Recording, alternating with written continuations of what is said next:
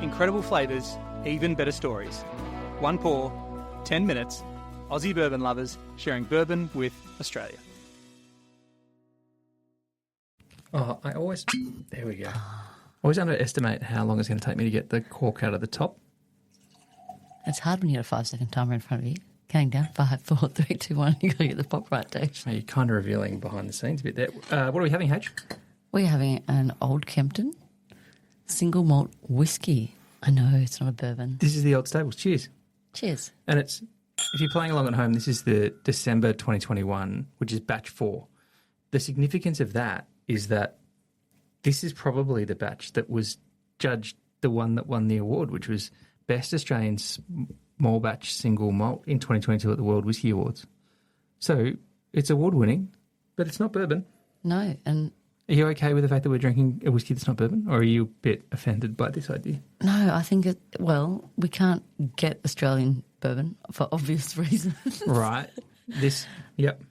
But whiskey made in Australia, yeah. Tassie's the place to go. So I think it's good we're drinking some local quality, not bourbon whiskey. Not bourbon whiskey. So sharing bourbon with Australia, one pour at a time. This is not bourbon. It does get aged in old bourbon casks. It's one of the things that maybe is the kind of connection between Australian whiskey and bourbon, really, is that we use a lot of whiskey barrels. Well, for lots of stuff, of course. Everyone uses bourbon barrels for lots of stuff, sorry. But the Australian whiskey industry does use the bourbon barrels, often refurbished, which these ones are. And Old Kempton in particular? Well, Old Kempton definitely do, yeah. And this one some of this, I don't know exactly what barrels have been used here, but they'll be using some wine. They use port barrels and Pinot barrels, I know that. And they definitely use bourbon barrels. So, yep, that's definitely a thing. And what are you getting on the nose? I mean, I'm getting not bourbon. It's a single malt made in what I think, and I'm probably going to say this wrong, is the Scotch style. So the grain straight up the front there, is the malted barley, and so that's the single. I hope I'm not getting this wrong. The single malt is the malted barley. Yeah, it's definitely much more like a... There's some sweetness to it, but it's got that kind of tanginess that I think... Grainy, I reckon. It just smells like grain. Now, we'll get to the reason why we're drinking this in a sec, but this was recommended to me when we were at quite a nice restaurant called Amaru, and they said, would you like a... You were after a bourbon. Something to wrap up the meal. Yeah. I was like, I'd love a bourbon. And they're like, well, we don't have bourbon, but we've got this whiskey that drinks beautifully. I was like, all right, give me a go. So this is their... And you were suitably impressed. We now own a bottle. And this is not our first one either. We've gone through a few of these. And we love our bourbon. So we really mostly enjoy bourbon, but we do have some Tassie whiskies. We love a trip to Tasmania as well. We do. It's our... kind of end of January, beginning of February sojourn, at least once a year. And you've actually been to Old Kempton Distillery. I have been to Old Kempton. Kempton is about an hour north of Hobart. Yep. If you can imagine a map of Australia, if you're not an Australian, Tasmania's the little island at the very bottom underneath Melbourne. About an hour flight from Melbourne to get to Hobart, and then if you drive back up the island of Tasmania, you get to Kempton, and it's just a tiny little town.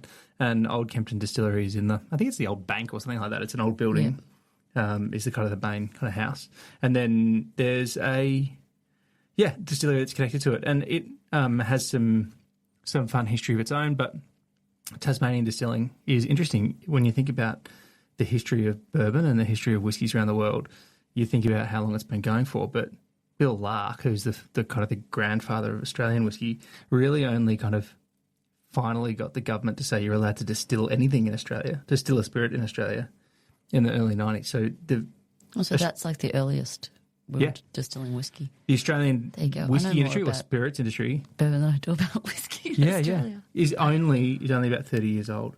Yeah. And so even our oldest stuff isn't that old if it's real Australian whiskey really made in Tassie. And so the bulk of our distilleries are in Tasmania, which is kind of close. Would you say Old Kempton is one of the more well-known Tassie distilleries, or...? Probably, I think, in the top, say, 10. I'm making this up, but that's probably about right. Lark is the one that everyone knows, and it's quite big. There was another distillery called Nant that doesn't exist anymore, and that's quite famously is involved in what's now a court case about. I love good stories behind the whiskey that we drink. Well, maybe we could do that another time. But the guy's accused of having kind of swindled a lot of people out of money through a barrel investing scheme. And then there's others like Overeem and Spring Bay and newer ones like Warps Harbour and stuff like that as well.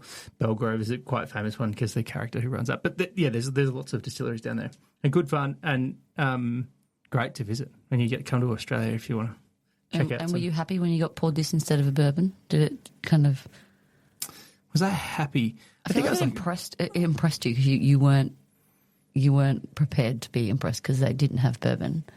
I mean, was I impressed? I don't know if I was impressed. I was happy.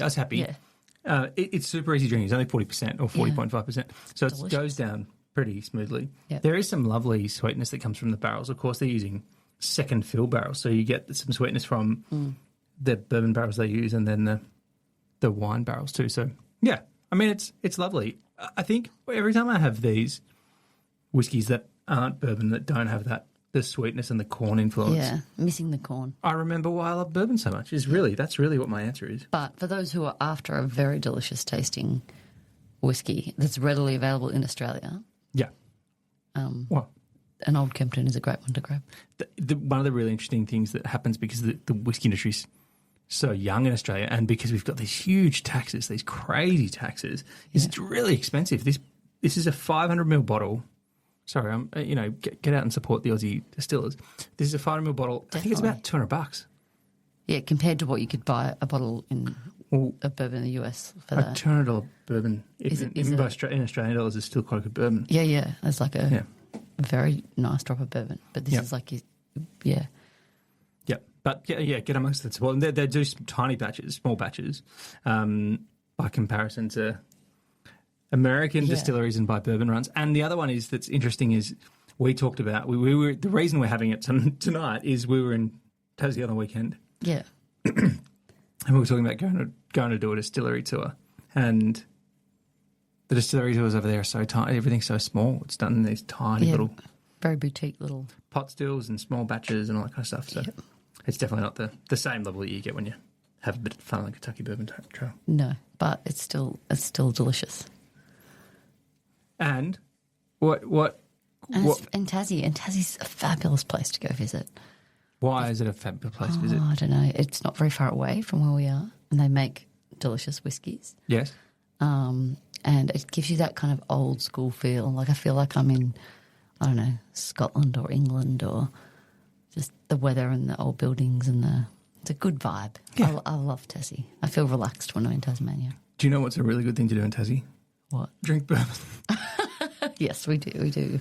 We drink the local whiskies and we take a bottle of bourbon with us. I did go to the Tassie Whisky Festival. Yeah. Tassie Whisky Show? Tassie Whisky Festival, I think it was. Tas Whisky Week, I think it's called. Yeah.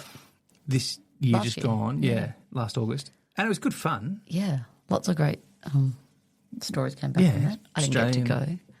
Australian whiskey, really. But, yeah, like good fun. And the thing that I love about it is I love supporting these little distillers who are doing great stuff and just plugging away, doing amazing stuff. And the whiskey is beautiful for single malts and does compete with the world's best Sullivan's Cove won world's best whiskey only a few years ago, which is another one of the well-known Australian distilleries. Yeah.